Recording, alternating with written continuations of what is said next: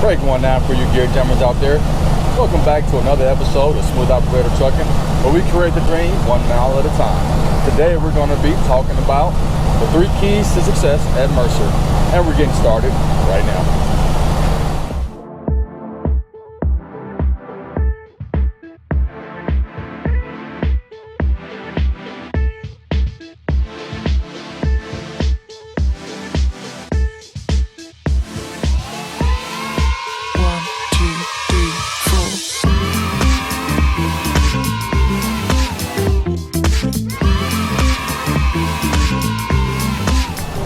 All right, let's jump right into it. If you are at Mercer or thinking about coming to Mercer, this is the video for you. Make sure you watch to the end. Do me a favor, go ahead and hit that like button real quick. All right, so Mercer Transportation is a 100% owner-operator company. They operate about 1,500 to 2,000 power units. They have dry van, flatbed, open deck, oversized, all that good stuff. I think they've been around since like the 1970s, based out of Louisville, Kentucky. So I've been with Mercer for about a little over a year now. So I'm going to talk about the 3 keys to success at Mercer Transportation. Now there are a lot of different things you can do.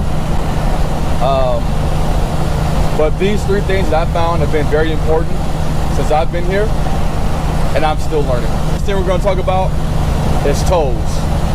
Now, the definition of tolls is a charge payable for permission to use a certain bridge or road. Tolls are a very, very expensive part of trucking. Some guys make it part of their strategy to not go places where they have tolls, and that's fine.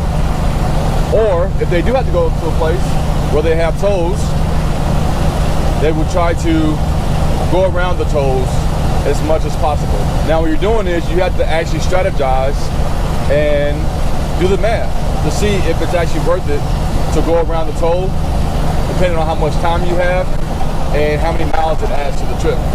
There is no one answer fits all. But one thing I can tell you, and from personal experience,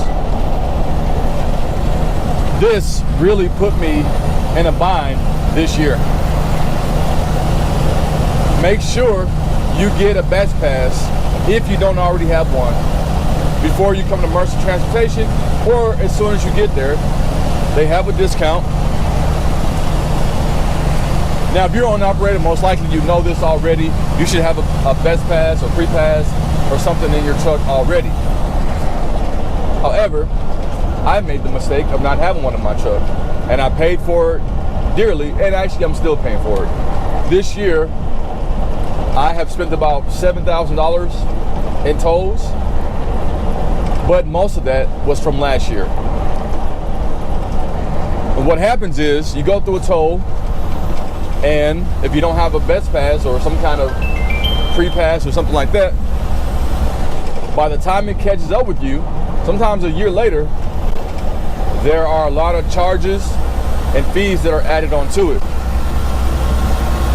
And when Mercer takes it out of your settlement, they take it out very aggressively. At Mercer, you get paid for after every load.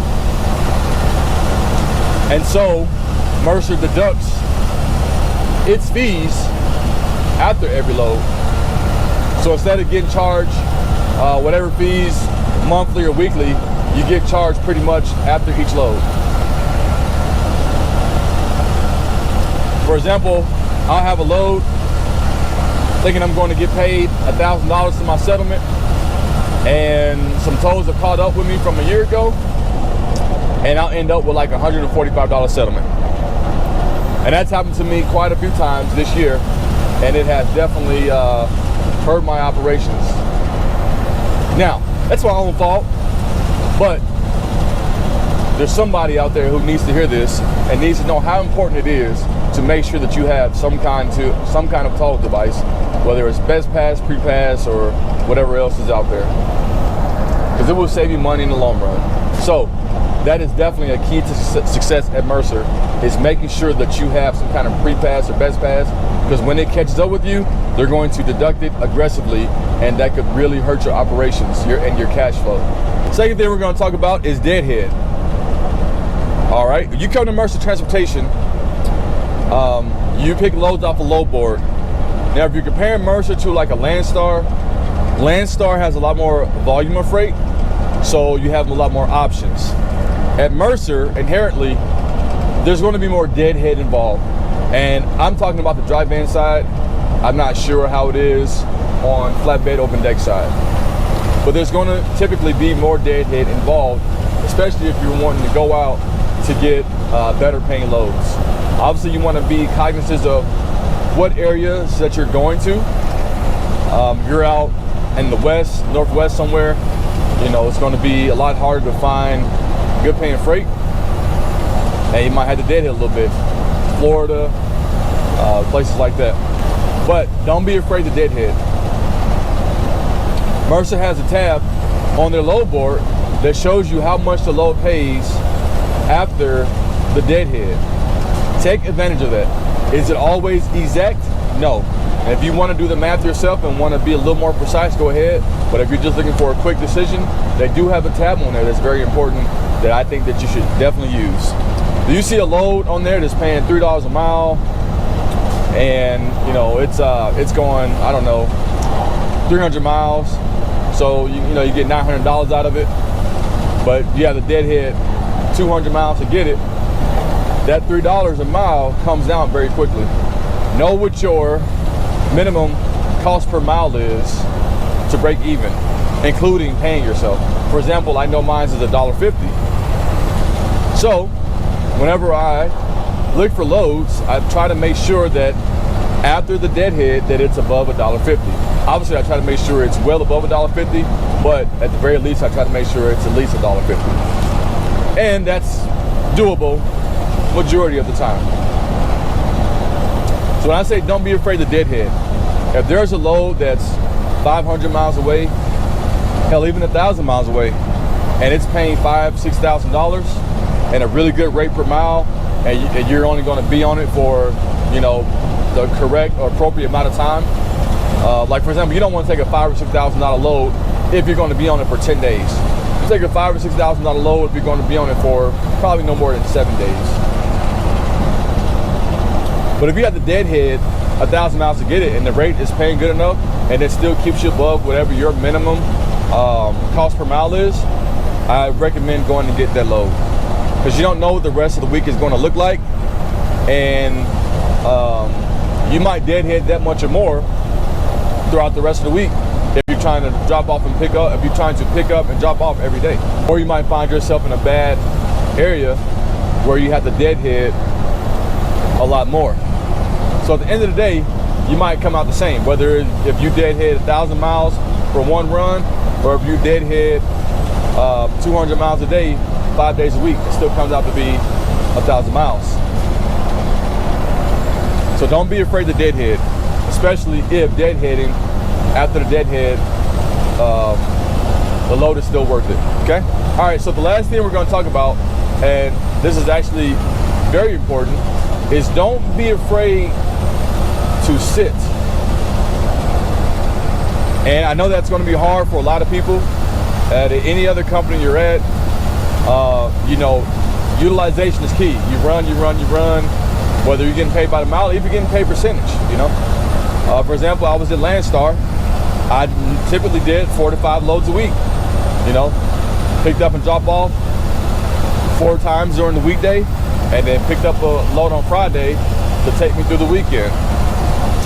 That's a lot harder to do at Mercer. At least I found it hard to do. Mercer has a first in, first out policy.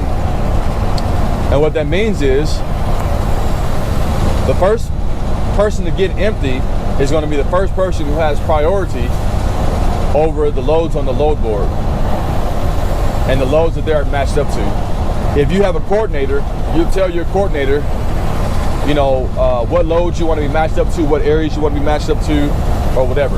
Typically speaking, it's going to be within 300 to 450 miles of where you are. But depending on your coordinator and your relationship with them, you can expand your search or your match loads to other locations that you might not be close to. But typically speaking, it's going to be within a 300-mile radius of where you are empty at. Where I was making my mistake at first was I like to stack my loads. So I'd book, 3 or 4 loads at a time. If I saw a load that I felt was paying good, I would book loads on. I would book it. And what that would do was I would never get an empty time. Because in order to get an empty time at Mercer, you have to be empty and not have any other follow-on loads booked. And what happens is once you're completely empty, your empty clock starts. And the longer you're empty, the further up the load board order of merit you go on. For example, if I get to, let's say Louisville, Kentucky, and I go empty, I might have to sit 3 or 4 days, maybe even 5 days,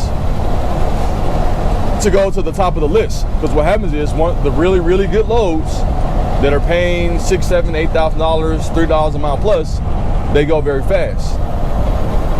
And they go by whoever's been sitting the longest, or whoever matched themselves to the load, whoever called in on the load first. Now, you can call in on load first, but if someone else has already matched themselves to it, then they're still going to have priority. The load will run the load board for 8 minutes, which means it'll go by that order of merit for 8 minutes. After that 8 minutes is done, then it pretty much opens up to anybody. So sometimes you want to use that strategically to get really good loads, because you'll be able to find other loads from time to time that are decent, but to get the really good loads, you're going to have to sit a couple of days, which is really uncomfortable for most people. So what I do is a combination of the two. If you're going to go home, if you're near, where Mercer has really good contract freight, then take advantage of that. Take advantage of, your off time and wait till something really good comes out before you leave the house. Let's say you normally like to go home for like 3 or 4 days, maybe stay at home for an extra day or 2. And by that time, you'll go to the top of the list, and the load that you get will be so good that it'll kind of make up for the time you lost to a certain degree by sitting. But just something to keep in mind, that first in, first out policy, or first empty, is very important. Another thing about it is, if you deliver a load west of Colorado, once you're empty, wherever state you're in, west of Colorado, a lot of people go to Washington State, they'll get a really good load going out to Washington State.